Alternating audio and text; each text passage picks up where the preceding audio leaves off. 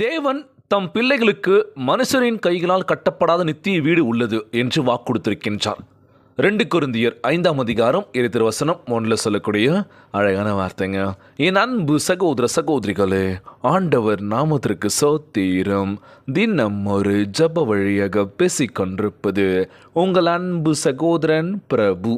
எப்படிங்க இருக்கீங்க? இன்றைய நாள் எப்படிங்க போச்சு? உங்களுக்கு மகிழ்ச்சியாக இருந்தீங்களா? எப்போவுமே சந்தோஷமாக இருங்க.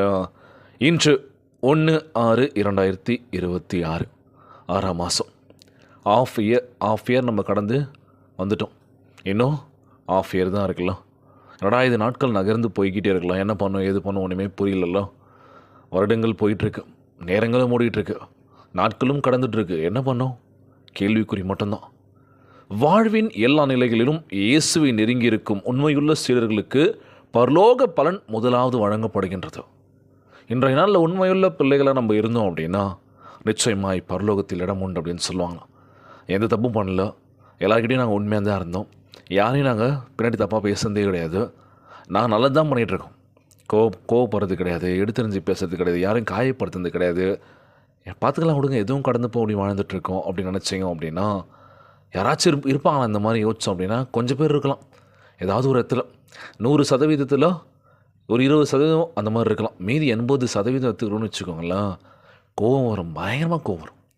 எல்லாருக்குமே கோவம் இருக்கும். ஏன்னா மனுஷங்கள்லாம் திட்டுறான்பா, வாங்கி சிரிச்சிக்கிட்டேவா இருப்போம். பயங்கரமாக திட்டுறான், திரும்பி சும்மா விடுவோமா நம்ம? பயங்கரமாக நம்மளும் திட்ட ஆரம்பிப்போம்ல. அவன் விடக்கூடாது, இவனோட மாறி மாறி அப்படியே சண்டை பெருசாக ஆரம்பிக்கும். ஸோ இன்றைய நாள் நம்ம ஆண்டவராகிய இயேசு கிறிஸ்து இயேசுவை நெருங்கியிருக்கும் உண்மையுள்ள சிலர்களுக்கு பரலோகத்தில் முதலாவது இடம் வழங்கப்படுகின்றது. சிலுவை மரத்தின் வேதனையான தருணங்களில் அநேகர் பயத்தால் விலகினாலும் அவள் அசையாத உண்மையோடு இயேசுவுக்கு அருகில் நின்றாள்.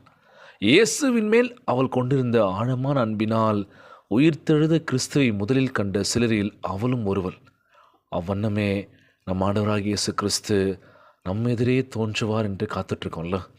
எங்கள் வாழ்க்கையிலே எங்களுக்கு முன்பாக வந்து எங்களை நீங்கள் ஆசீர்வதிப்பீங்க. நாங்களும் சாட்சியுள்ள பிள்ளைகளாக இருக்கணும்னு நினைக்கிறோம். சென்ற மாதம் மே மாதம் கடந்து போனதே தெரியல.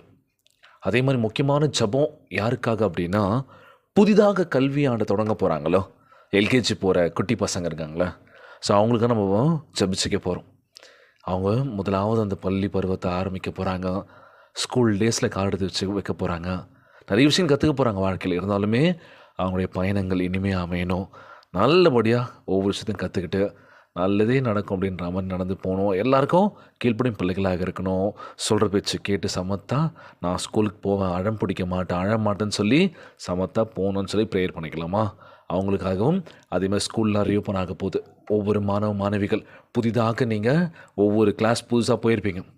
6th 7th 8th 9th அந்த மாதிரி போயிருப்பீங்க. ஸோ நிறைய ஃப்ரெண்ட்ஸ் கிடைப்பாங்க. எல்லாமே கிடைச்சாலுமே படிப்பு, ஸோ படிப்பை ஒரு போதும் விட்டுறக்கூடாது. சொல்லிக் கொடுக்குற அன்னன்னைக்கு நம்ம படித்து மண்டையில் ஏற்றிக்கிட்டால் எக்ஸாம்ஸ் அப்போ நம்ம ரிலாக்ஸ்டாக போய் எக்ஸாம் எழுதலாம். எல்லாருமே பாஸ் பண்ணலாம். யாரும் மக்கு பசங்க, யாருமே படிக்காத பசங்கன்னு பேர் வாங்கக்கூடவே கூடாதுல்ல. எல்லாருமே படிக்கிற பசங்க தான். எல்லாருமே ரேங்க் எடுக்கணும்ல. அதனால் அன்னன்னைக்கு கொடுக்குற பாடத்தை நல்லபடியாக படித்து அடுத்த கட்டத்துக்கு போங்க. நல்லபடியாக படிக்கணும்னு நம்ம ஜெபிச்சுக்க போகிறோம். உலகில் வாழ்கின்ற ஒவ்வொரு மக்களுக்காக நம்ம ஜெபிக்க போகிறோம். தேவைகள் நிறைய இருக்குது. ஆண்டவரே, எல்லாருக்கும் எல்லா தேவைகள் இருந்தாலுமே கடன் சுமையிலிருந்து விடுதலையான ஒரு வாழ்க்கை கொடுக்கணும் ஆண்டவரேன்னு சொல்லி ஒவ்வொரு நாளும் நம்ம ஜெபிக்கிறோம்ல. தெரியாதனமாக கடனை வாங்கிட்டோம், அந்த கடனை அடைக்கிறதுக்கு இன்னொரு கடனை வாங்கிட்டான், இப்படியே கடன் மேலே கடன் அதிகமாகிடுச்சு, என்ன பண்ணுறதுன்னு தெரியலன்னு புலம்பிகிட்டு இருக்கோம்ல. நிச்சயமாக உங்களை கடன் சுமைகளை குறைக்க போகின்றார். கலங்காதீங்க, சமாதானத்தில் இருங்க, ஒற்றுமையாக இருங்க. கணவன் மனைவிக்குள்ளே ஒற்றுமையை கொடுத்து ஜெபிக்க போகிறோம். ஒவ்வொரு குழந்தை செல்வங்களுக்காக நம்ம ஜெபிக்க போகிறோம். அது மட்டும் இல்லாமல் ஒவ்வொரு இளைஞர்கள், இளம் பெண்களுக்காக நம்ம ஜெபிக்க போகிறோம். நல்ல ஒரு வேலைக்காக காத்துட்ருக்காங்களோ, எனக்கு பிடிச்ச வேலைக்கு போகணும், கை நிறைய சம்பாதிக்கிறோம், எங்கள் அப்பா அம்மா நல்லா பார்த்துக்கணும்னு சொல்லி, ஸோ அவங்களுக்காக ஜெபிக்க போகிறோம். வழி தவறி போன ஒவ்வொரு இளைஞர்கள், எல்லாம் பெண்களுக்காக நம்ம ஜெபிக்க போகிறோம். ஆண்டவரே, அவங்க பிள்ளைகளுக்கு நல்ல ஞானத்தை கொடுத்து, நல்ல தெளிவை கொடுத்து, தப்புன்னு சொல்லி புரிய வச்சு வெளியில் வரணும்னு சொல்லி ஜெபிக்க போகிறோம். இன்றைய நாள் ஜெபத்திற்குள்ளாக பயணிப்போமா? எங்களை மிகவும் அதிகமாய் நேசிக்கின்ற அன்புள்ள ஆண்டவராகிய இயேசுவே, இன்றைய நாள் வாக்குறுதி வசனத்திற்காக நன்றி ராஜா. அன்புள்ள ஆண்டவரே, உண்மையாய் உம்மை பின்பற்றுகின்றவர்களுக்கு நித்திய பலன்களை நீர் ஆயத்த பண்ணுவதற்காக உம்மை சோத்திருக்கின்ற ஆண்டவரே, வாழ்வின் எல்லா நிலைகளிலும் உம்மை நெருங்கி ஜீவிக்கின்ற ஆற்றலை கொடுப்பேன் நம்புகிறேன் ஏசப்பா. அனுதினமும் நீதியாகவும் தாழ்மையுடனும் கீழ்ப்படிதலுடனும் நடப்பதற்கு எங்களுக்கு கற்பிப்பீராக. உடைந்து போனவர்களை தேற்றுவதற்கும் சோர்ந்து போனவரை பலப்படுத்தவும் எங்கள் இருதயத்தை அன்பினால் நிரப்புங்க ராஜா. உன் நன்மைக்காகவும் உம்முடைய பரிசுத்த ஆவி எங்கள் மேல் பொழியவும் செபிக்கின்றேன் ஆண்டவரே. எங்களை நீர் பத்திரமாய் பாதுகாத்து கொள்ள வேண்டும் என்று செபிக்கிறோம்ப்பா. சோதனைகள் வந்தாலும் சரி, எல்லா சூழ்நிலையும் நாங்கள் எதிர்த்திருக்க எங்களுக்கு நல்ல ஆற்றலை கொடுக்க வேண்டும் என்று செபிக்கிறோம்ப்பா.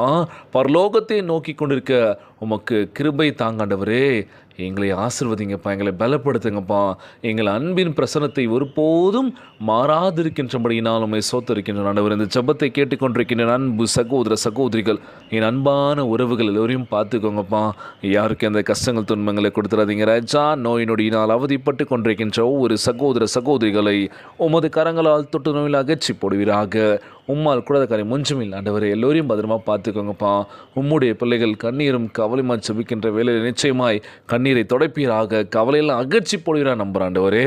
கணவன் மனைவிக்குள் ஒற்றுமையை கொடுங்க, சமாதானத்தை கொடுன்னு சொல்லி கேட்குறேன்ப்பா. ஒவ்வொரு குழந்தை செல்வங்களையும் ஆசீர்வதிங்கப்பா. உடல் தெம்பு வலிமை தர வேண்டும் என்று கேட்குறாண்டவரே. எல்லோரையும் பத்திரமா பார்த்துக்கோங்கப்பா.